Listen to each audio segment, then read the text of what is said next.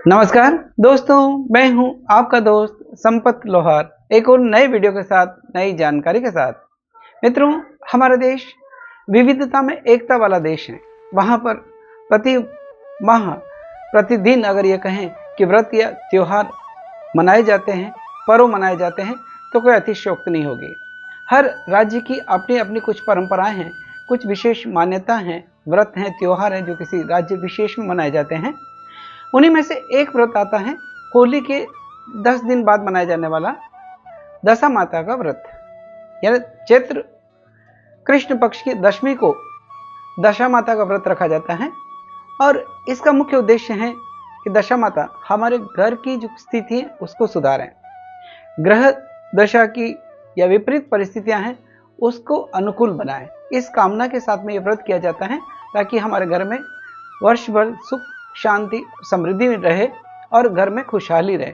इसमें विशेषकर सुहागन स्त्रियां पीपल के पेड़ की पूजा करती हैं और उस दिन गले में एक विशेष डोरा जो दशा माता के नाम से होता है, जिसे कई बार दशा माता का डोरा या दशा माता की वेल भी कहा जाता है, गले में पहनती हैं। और इस कामना के साथ कि ग्रह की जो विपरीत परिस्थितियां हैं वो हमारा अनुकूल बने, घर की परिस्थिति हमारा अनुकूल बने और घर में सुख शांति और समृद्धि रहे। इसके साथ में जुड़ी कई सारी कथाएं हैं जो दशा माता के दिन पूजा करने के बाद में स्त्रियां सुनती हैं।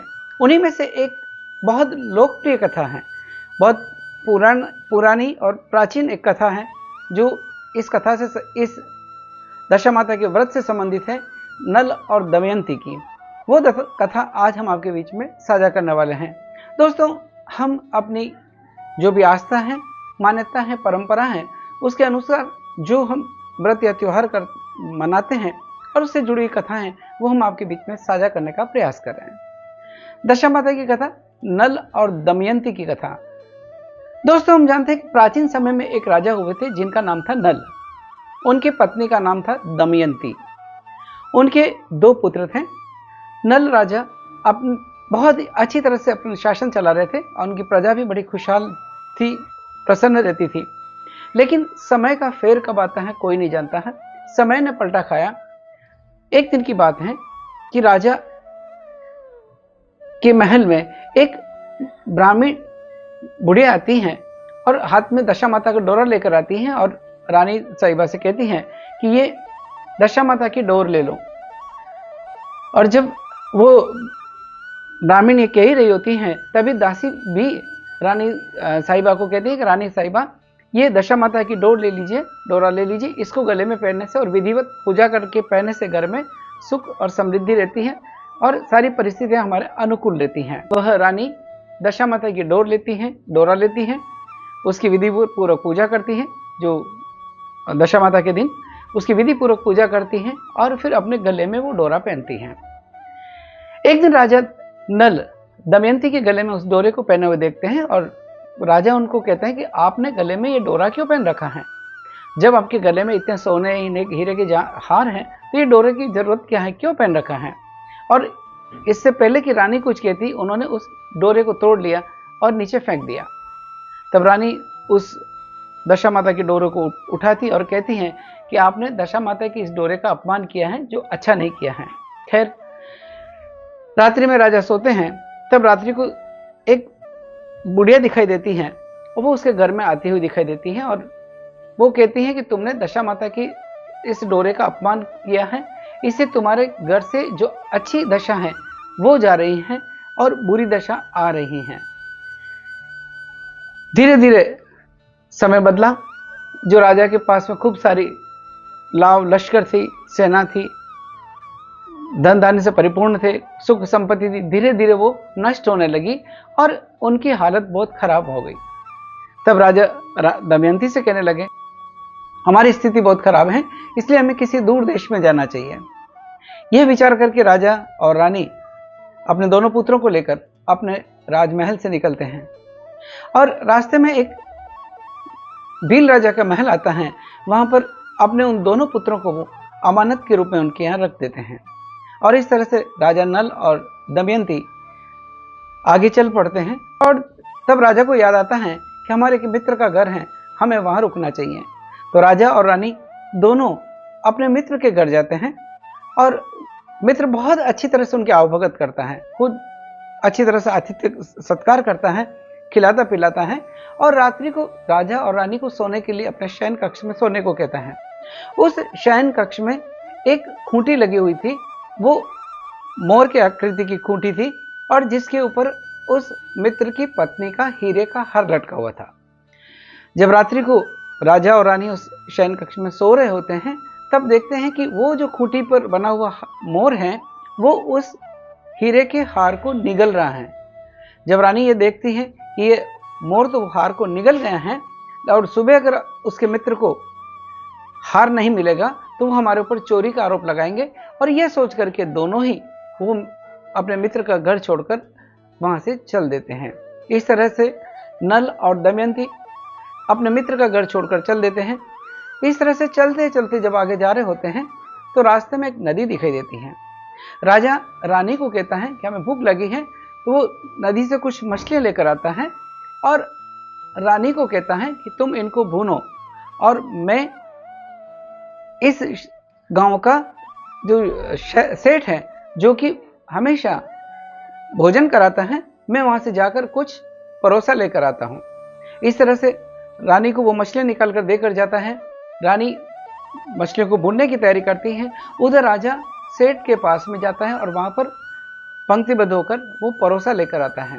जब वो परोसा लेकर आ रहा होता है तब उसी समय एक चील आती है और उस परोसे को झपटा मारती है, जिससे उसके हाथ में जो परोसा था वो नीचे गिर जाता है, यानी जो भोजन था वो नीचे गिर जाता है।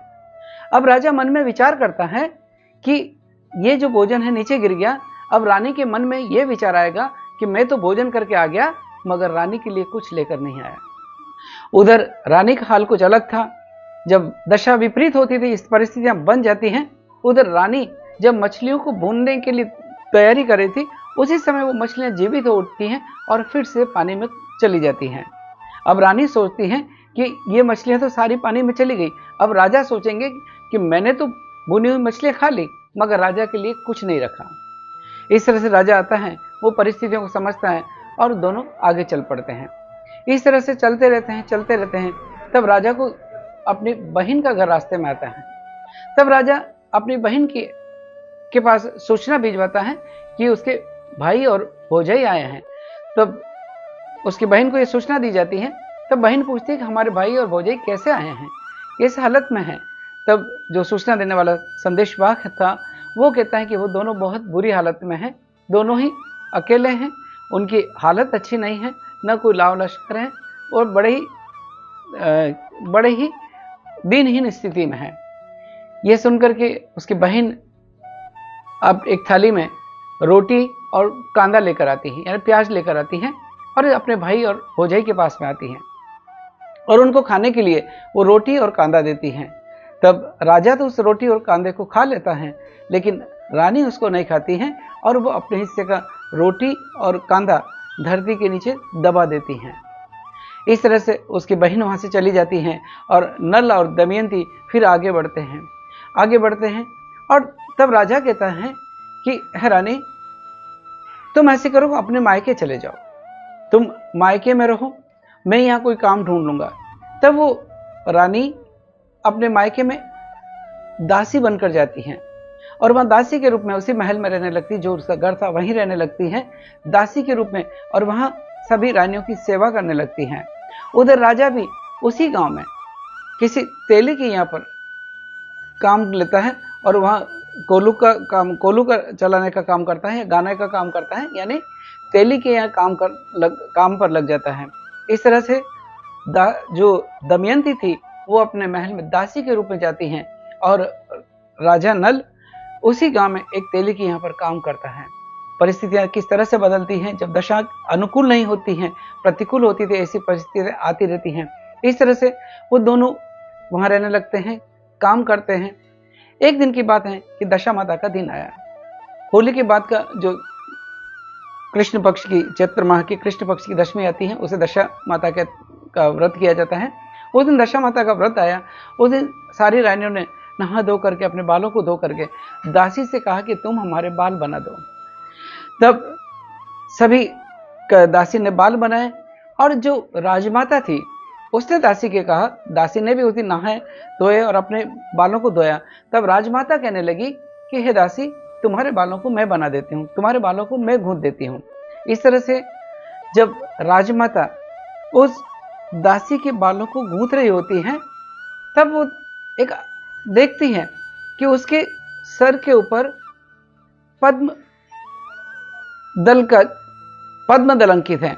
यह सोच करके वह राजमाता कुछ विचार करने लगती है और विचार करते करते उसकी आंखों से आंसू टपकने लगते हैं। वो आंसू टपकते टपकते उस दासी की पीठ पर गिरते हैं। तब दासी को ये लगता है कि इनकी आंख से कुछ आंसू गिरे हैं। तब वो राजमाता से कहने लगी कि हे राजमाता, ये आपकी आंखों में आंसू कैसे हैं, ये आंसू कैसे टपक रहे हैं। तब राजमाता कहने लगी कि जैसा तुम्हारे सिर में ये पद्मदल है, वैसे ही मेरी भी पुत्री के सिर पर था, पर वो अब कहाँ है, किस हालत में, मुझे पता नहीं। तब वो दासी कहती हैं कि हे माँ, मैं ही तुम्हारी बेटी हूँ, मैं ही तुम्हारी बेटी हूँ। तब वो माँ कहती कि इस स्थिति में तुम? बोले हाँ माँ, ये दशा माता के कोप के कारण ऐसा हुआ है। दशा माता के व्रत का हमने उपहास किया या डोरे का उपहास किया, जिसके कारण ये स्थिति हुई है। तब उसकी राजमाता कहने लगी, उसकी माँ कहने लगी कि तुमने ये बताया क्यों नहीं। तब दासी कहती है कि अगर मैं बताती तो मैं ये कष्ट कैसे भोगती, मेरे दिन कैसे कटते। इस तरह से वो नहीं बताया। तब दमयंती को उसकी माँ ने और पिता ने वहाँ रखा। ये पूछा कि हमारे जामाता कहाँ हैं, जमाई जी कहाँ हैं। तब पता कराया जाता है कि वो दमयंती कहती हैं कि वो किसी तेली के यहाँ पर काम कर रहे हैं। तब ढूंढ करके नल को वहाँ से लाया जाता है और बहुत दिनों तक वो वहाँ रहते हैं, आनंद पूर्वक रहते हैं। और उसके बाद में दमयंती के पिताजी यानी वहाँ के राजा नल और दमयंती को आदरपूर्वक विदा करते हैं और विदाई में खूब सारा धन धान्य, लाव लश्कर, हाथी घोड़े इत्यादि देते हैं। और इस तरह से वो आनंद पूर्वक वापस वहाँ से आने लगते हैं, क्योंकि दशा माता की कृपा हुई और धीरे धीरे वापस दिन फिरने लगे।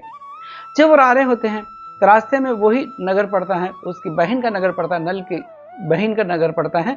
तब वहाँ राजा नल और दमयंती अपनी बहन के पास में यह सूचना भिजवाते हैं कि वो उनके भाई और भौजाई आए हैं। तब संदेशवाहक उस बहन के घर जाता है और बहन पूछती है कि मेरे भाई और भाभी कैसे आए हैं। तब वो बताता है कि वो बहुत अच्छी हालत में है, उनके साथ में बहुत सारा लाव लश्कर है, उनके साथ में तो वो धन धान्य से परिपूर्ण है, हाथी घोड़े इत्यादि हैं। यह सुनकर उनकी बहन बहुत प्रसन्न होती है और हाथी में मोतियों से भरा थाल लेकर उनके स्वागत के लिए आती हैं। तब उनका स्वागत करती है अपने भाई और भौजाई का। तब उसकी भाभी यानी दमयंती धरती माँ से कहती हैं कि हे धरती माँ, मैंने आपको जो अमानत दी है उसको वापस मुझे लौटा दो। तब दमयंती जहाँ पर उसने वो रोटी और कांदा छुपाया था धरती के नीचे, वो खोद के निकालती हैं और देखती हैं कि वो रोटी तो सोने की हो गई और वो कांदा था वो चांदी का बन गया। इस तरह से नल की बहन को वो सोने की रोटी और चांदी देकर विदा करते घर जाते हैं। इस तरह से राजा और नल और दमयंती अपने शहर की ओर लौटते हैं। रास्ते में फिर वही मित्र का घर आया जहां पर वो दोनों रुके थे। तब उन्होंने पूछा, मित्र के पास गए और सूचना भिजवाई आने की। मित्र ने उनका बहुत अच्छी तरह से आतिथ्य सत्कार किया, खूब सारे पकवान बनाए, उनको खिलाया और शयन करने के लिए बोला। तो उन्होंने बोला हम उसी कक्ष में शयन करेंगे जहां पर हम पिछली बार शयन किए थे। तो राजा नल और रानी दमयंती उसी कक्ष में शयन करते हैं जिस कक्ष में उस खूंटी पर, जो मोर की आकृति की खूंटी थी जिसने हार को निगल लिया था, उसी कमरे में सोते हैं। और वो देखते हैं कि रात को 12 बजे के करीब वो जो खूंटी का मोर था, वो मोर उस हीरे के हार को उगल रहा है, वापस निकाल रहा है। वो यह देख करके रानी को आश्चर्य हुआ। तब राजा को बताया कि आप अपने मित्र को बुलाकर बोले कि उनका हार हमने नहीं चुराया, उनका हार तो इस मोर ने निगल लिया था। इस तरह से राजा जाता है और रानी भी उनके मित्र की पत्नी को जगाती है और उनको सारा दृश्य बताती है। इस तरह से वो हार उनको वापस मिल गया। जब दशा बदलती है तो फिर परिस्थितियां अनुकूल बनने लगती हैं। इस तरह से राजा नल और दमयंती अपने शहर की ओर चलते हैं। चलते चलते फिर वही जगह आती है जहां पर राजा ने रानी को वो मछली भूनने के लिए कहा था, और जहाँ पर राजा स्वयं परोसा लेने के लिए गांव में गया था, नगर सेठ के पास गया था, तब राजा कहने लगा, आपने ये सोचा होगा कि वो राजा उस सेठ के यहाँ से जो परोसा आया, भोजन आया, वो मैंने खा लिया, बल्कि ऐसा नहीं था। वो तो एक चील आई थी, जब मैं भोजन लेकर आ रहा था उसी समय एक चील आई, उसने झपटा दिया और वो भोजन नीचे गिर गया। इसी तरह रानी भी कहने लगी कि आपने शायद सोचा होगा कि मैं वो सारी मछलियां भून कर खा गई, बल्कि ऐसा नहीं, जब मैं भूनने लगी तो वो मछलियां जीवित हो उठी और अपने आप पानी में चली गई। और इस तरह से राजा चलता रहा, आगे चलता रहा, और फिर उस भील राजा का महल आया, जहां पर वो अपने 2 पुत्रों को अमानत के रूप में छोड़कर गए थे। तब राजा नल और दमयंती जाते हैं और भील राजा से अपने दोनों पुत्रों को मांगते हैं। तब वो भील राजा मना कर देता है, लेकिन गांव वाले उन दोनों पुत्रों को उनके साथ भिजवाते हैं, भेजते हैं। इस तरह से राजा नल अपने शहर में पहुंचता है, लाव लश्कर के साथ में, हाथी घोड़ों के साथ में, धन धान्य से परिपूर्ण, इस तरह से अपने महल में पहुंचता है और राजा की दशा फिर से अच्छी हो जाती है। दोस्तों, जब ग्रह दशा विपरीत होती है, जब दशा विपरीत होती है या दशा माता का कोप होता है, तो राजा की जैसे पहले स्थिति थी वैसी बन जाती है, दुखों का पहाड़ टूट पड़ता है। लेकिन वही दशा माता जब हम पर अनुकूल होती हैं, विधि विधान से दशा माता का पूजन किया जाता है, दशा माता के डोरे को विधि विधान से पूजा करके गले में पहना जाता है, तो हमारी स्थितियां फिर से अनुकूल हो जाती हैं। कहने का भाव इतना है कि हम इस भावना के साथ और इस कामना के साथ इस व्रत को करें, हमारे पर्व को मनाएं कि जिस तरह से दशा माता ने राजा के पहले की दशा की जैसी दशा करी वैसी किसी की न करें, लेकिन राजा की बाद में जैसी दशा बदल दी, यानी उनके घर में खुशहाली आई, धन धान्य से परिपूर्ण रहे, हाथी घोड़े मिले, उनको हीरे मोती जवाहरात मिले, लाव लश्कर मिले, उसी तरह से दूसरों की सभी की दशा वो अच्छी करें। इस कामना के साथ में दशा माता की हम सब पूजा करें। दशा माता की जय हो। दशा माता की कृपा हम सब पर बनी रहे और सबके परिवार में सुख, शांति, समृद्धि और ऐश्वर्य रहे। दोस्तों, अगर आपको ये वीडियो अच्छा लगा है तो इसे लाइक करें, शेयर करें, कमेंट करें। इसी के साथ आपके दोस्त संपत लौहर को इजाजत दीजिए। जय हिंद, जय भारत, जय दशा माँ।